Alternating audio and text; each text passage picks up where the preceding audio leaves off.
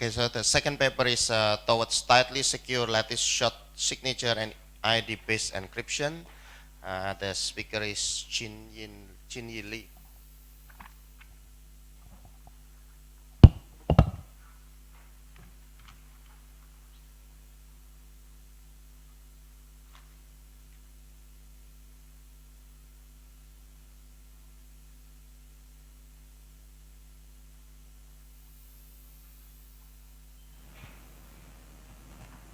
Wait, all right.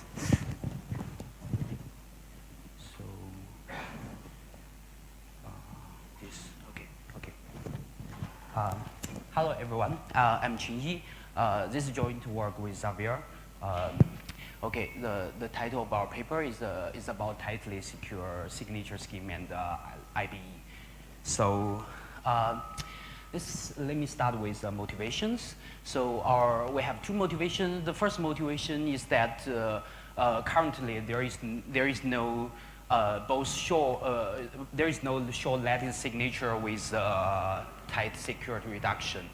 And the second one is currently we don't have tightly secure lattice IBE without random oracles. So we do have many very nice techniques for obtaining good lattice signatures and the lattice IBEs, but none of them satisfy these two requirements: short and tight IBE. So let me just quickly go over the definition of the tight security. So usually, I think most people should familiar with this theorem, the template of the theorem, and in particular, we care about this part. So if an adversary has an advantage epsilon, we will give a reduction showing that we will have this advantage to break some hard problems. And here, because this theta, we will lose some advantage here. So we want to, for tight reduction, we want to this theta to be as small as possible. So theta measures the tightness of reduction. So to be more precise, we in our cryptographic schemes we have security parameters lambda, and we sometimes in the security model we also consider number of adversary queries, which is Q. So by tight reduction, we mean that theta is a constant that independent of a security parameter and the adversary query Q. And by loose reduction, the theta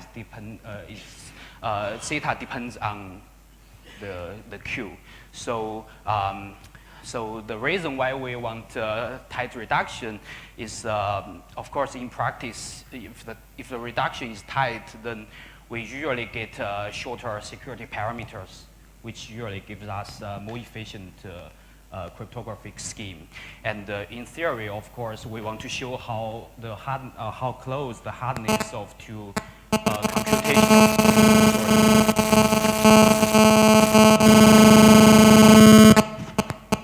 Sorry. Okay, I think. Sorry.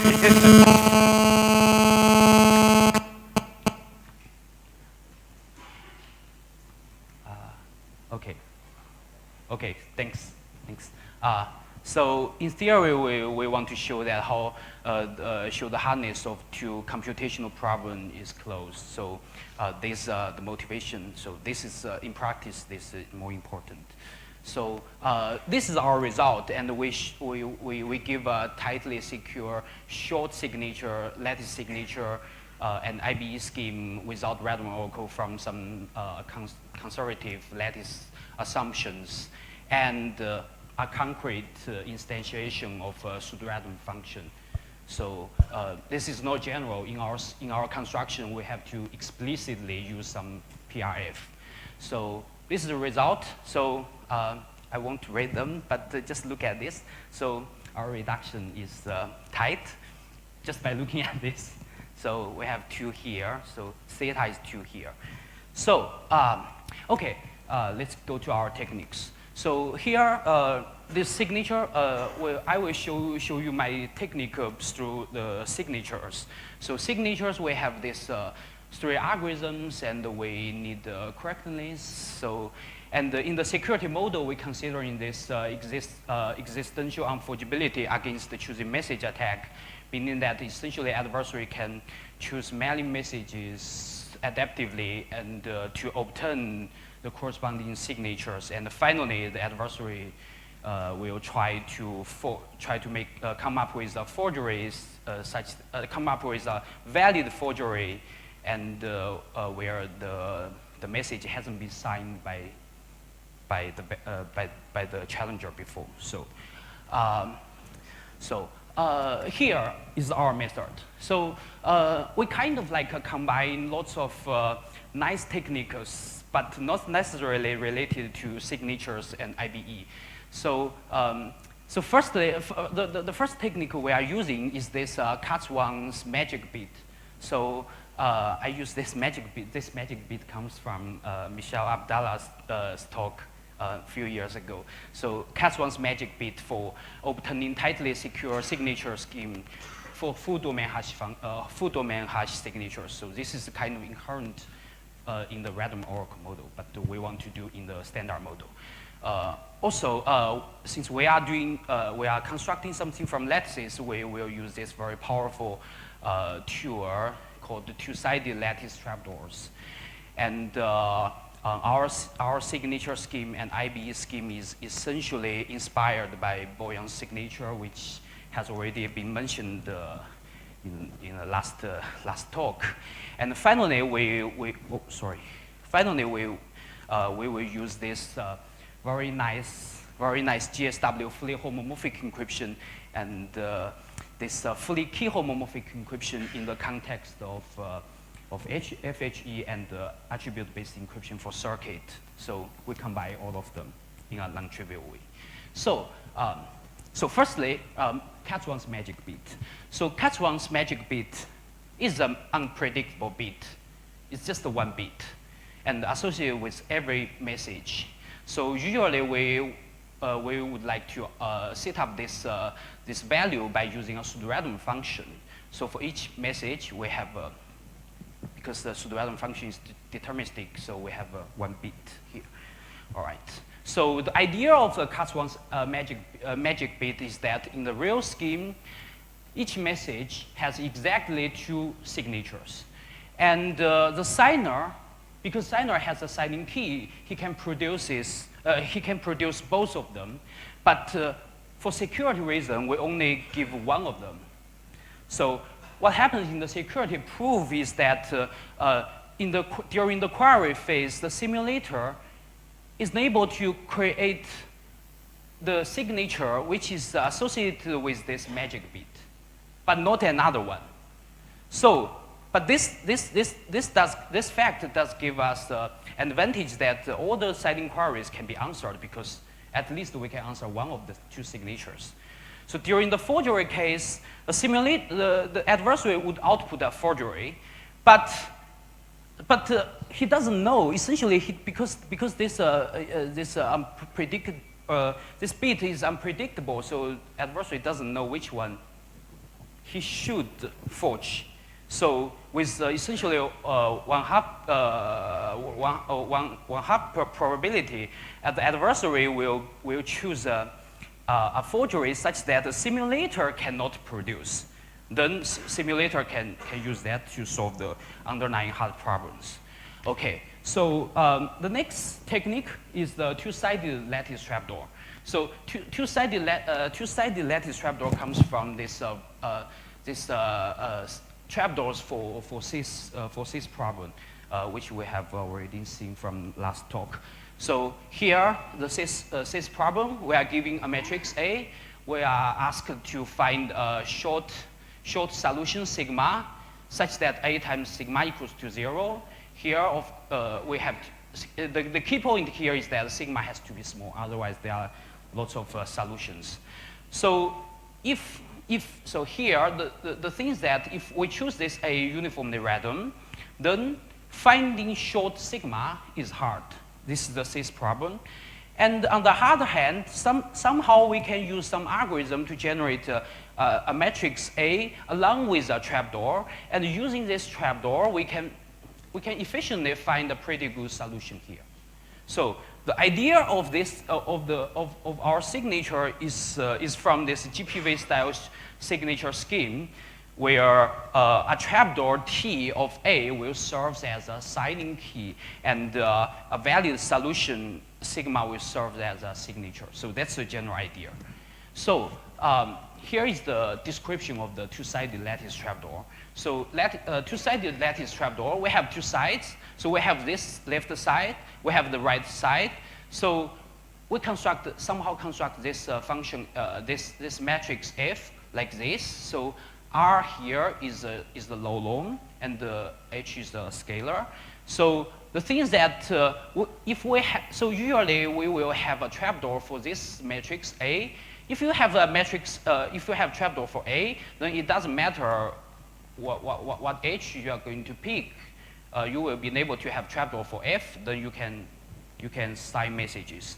And in this and in the simulation, in the proofs, we won't be able to have a trapdoor for A, but we can somehow use the structure of right hand side to do something. Like for instance, if H is not 0, although we don't have a trapdoor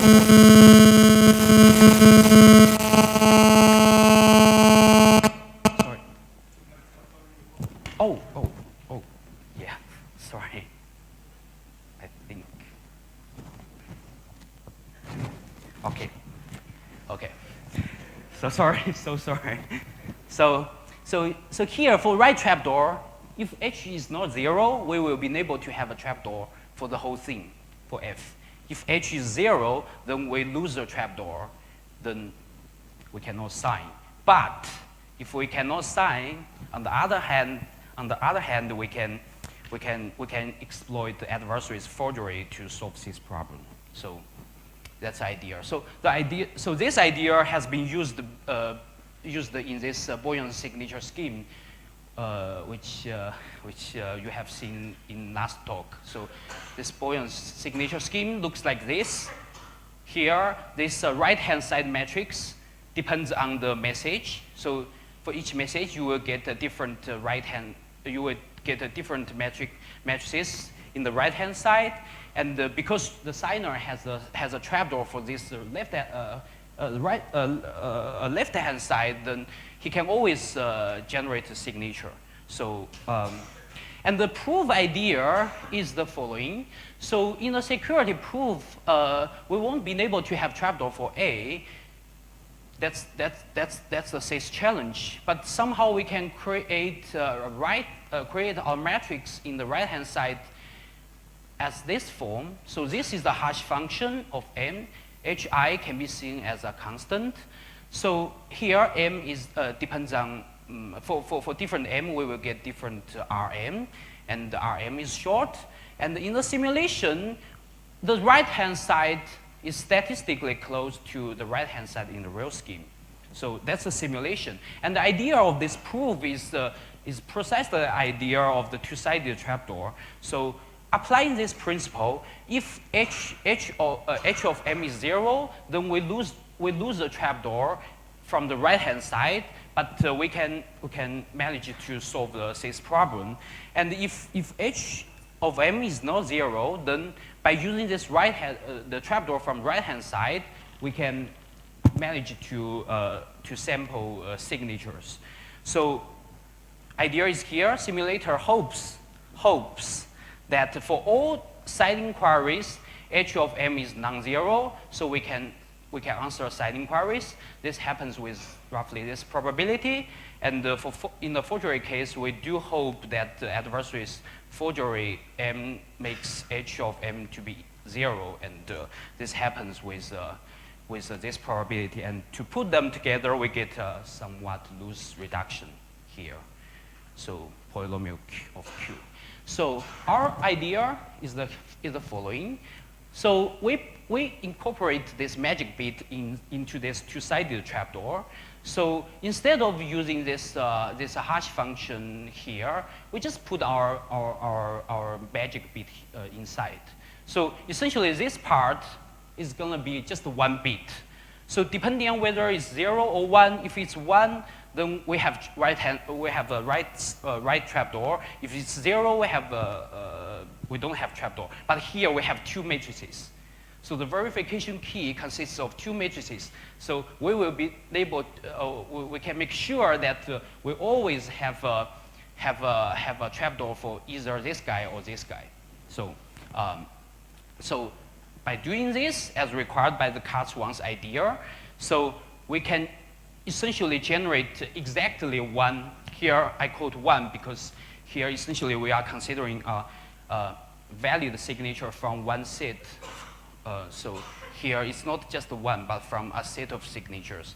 So we can generate signatures for this matrix, but not for this matrix. Because we have trapdoor for this guy, but we don't have trapdoor for this guy. So this allows us to answer all the side inquiries. And in the forge case, because this BM, if you look at here, this BM star is unpredictable. So essentially, adversary has no idea which one he should forge. Then with essentially this probability, his forgery gives us power to solve this. So, okay. So this is good. This is good. But the thing is that it seems that because this magic bit is output of a PRF, how can we embed this PRF inside this structure? I mean, in Cas1's original design, this part, the functionality of this part is done by using random oracle, but we don't want to use random oracle. So we want to explicitly embed this PRF inside. So, so we can. So here is the next step. We can use we want to embed the PRF in and somehow evaluate the PRF inside into this matrix. So. By looking at this, so here the thing is that PRF can be expressed by a small depth circuit, Boolean circuit. Usually we have a many good candidates of PRF. They have a very low depth implementation. So here is the circuit. We assume we have this circuit, and this guy looks like a ciphertext of the fully homomorphic encryption of GSW fully homomorphic encryption, or the parting key of the fully key homomorphic encryptions. So we can apply the homomorphic evaluation algorithm from these 2 papers to embed the PRF inside. So here, we can express the so suppose so in this GSW FHE or the fully key homomorphic encryption system, we can give in these 2 kinds of matrices where U and V are input of a logic gate and the W is the output of a logic gate. We can use the technique from these 2 papers to deterministically compute a unique matrix AW such that AW has this form, and of course RW has low norm if RU and RV has low norm. So I won't go to the details, but just believe me, we can evaluate the gate by gate by doing this kind of thing. So what happens is that we are going to express this PRF as a Boolean circuit with binary input. So our first input is the secret key of the PRF. So we encrypt each bit of the PRF key by doing this, and we encrypt the message we encrypt the message by doing this. So essentially, this is say MI and BKI. They are ciphertext of the GSW FHE scheme.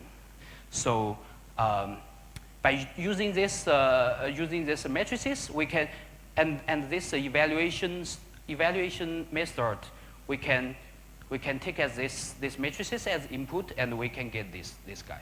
This is what we want.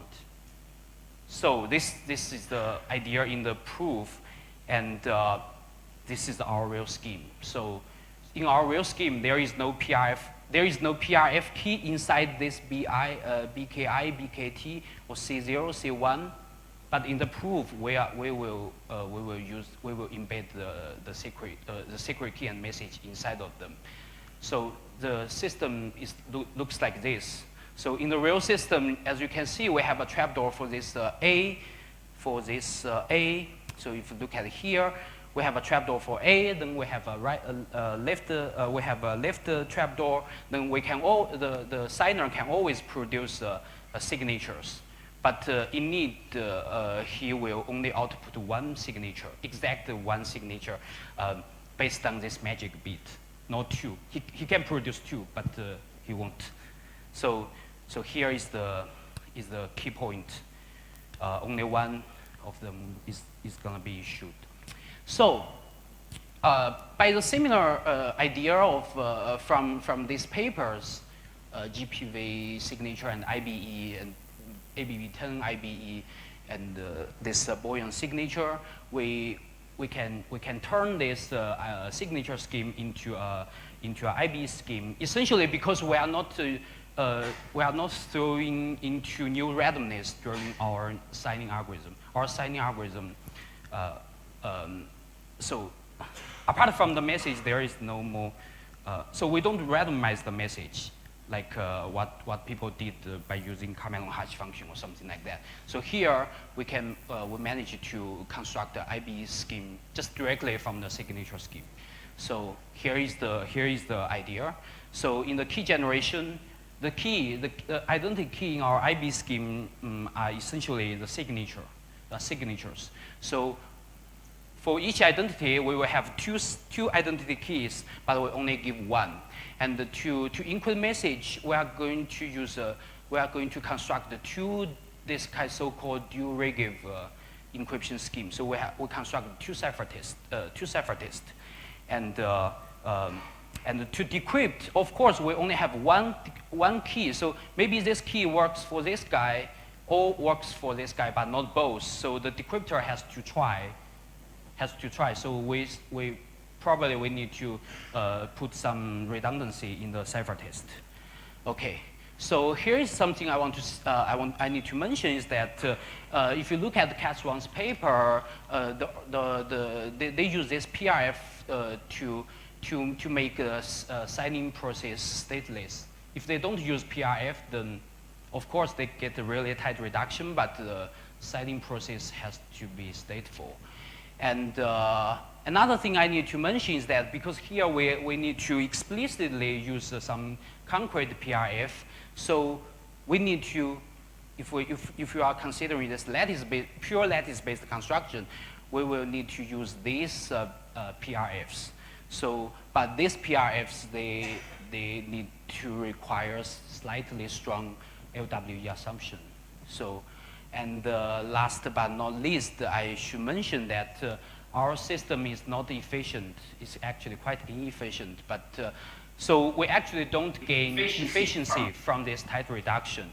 So, but here I need to say that if you really want to get, so it's kind of a little bit awkward, but if you really want to get an efficient IBE, what we have is that you should pick up this selectively secure IBE systems and then do this so-called complexity leveraging. So essentially, you have, in the security proof, you have this selective security model. Adversary will commit his challenge identity, and as a simulator, you just guess that identity. Of course, the identity space is very big, so you lose something. But it turns out, by doing this complexity leveraging, you get really good real-world efficiency than this naturally proved adaptively secure IBE schemes. So, but to do this complexity leveraging in the real world, you should really calculate your parameters carefully. And you should consider these parameters really carefully and after doing this, you still get efficient, adaptively secure IBE or maybe signature scheme in the standard model. So this is also mentioned by Hoi Taek Wei in his talk. So there is a practice and a theoretical gap there. So to conclude, we have we combine lots of nice ideas from very different contexts. So we use this Katzwan's idea for proving full domain hash signatures in the random oracle model. We use this lattice trapdoor. We use this nice fully homomorphic encryption idea. And we obtained a signature scheme with short signatures and tight security reduction. And our IBE scheme achieves tight security and unbounded collusion in the standard model in the first time. So yeah, that's my talk. So thank you. Any short questions or comments?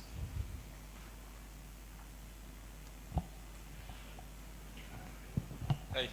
Oh. First of all, very nice talk. Thanks.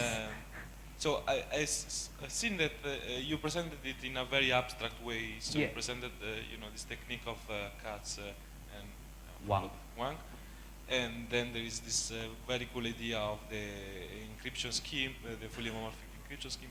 I would like to ask you if you know that this thing can be abstracted away from the lattice setting to a more general setting, or there is some point of this construction in which you really rely on some specific property of the lattice assumption?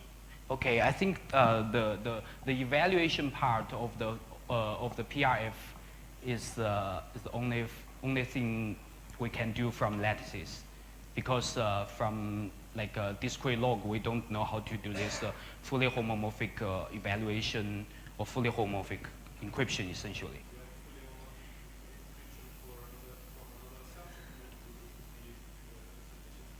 I think perhaps if you use something like a ring LWE, I think probably you can do the similar theme, but yeah, but this is not, yeah, thanks. Okay, so let's thank the speaker again.